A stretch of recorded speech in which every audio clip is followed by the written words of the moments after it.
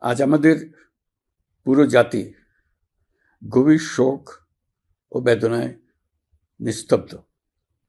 দেশের গণতান্ত্রিক রাজনীতির শীর্ষ নেত্রী, সাবেক প্রধানমন্ত্রী ও বিএনপি চেয়ারপারসন বেগম খালেদা জিয়া আর আমাদের মাঝে নেই।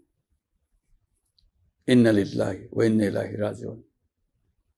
বেগম খালেদা জিয়ার ইন্তেকালে আমরা গভীরভাবে শোকাহত ও মর্মাহত। তার মৃত্যুতে জাতি এক মহান অভিভাবককে হারিয়েছে। এই গভীর শোকের মুহূর্তে আমি তার পরিবারের সদস্যবৃন্দ, রাজনৈতিক সহকর্মী এবং অগণিত কর্মী সমর্থকদের প্রতি সমগ্র জাতির পক্ষ থেকে আন্তরিক সমবেদনা জানাচ্ছি। মহান আল্লাহর কাছে আমার প্রার্থনা, তিনি যেন আমাদের সবাইকে এই গভীর শোক কাটিয়ে ওঠার শক্তি দান করেন।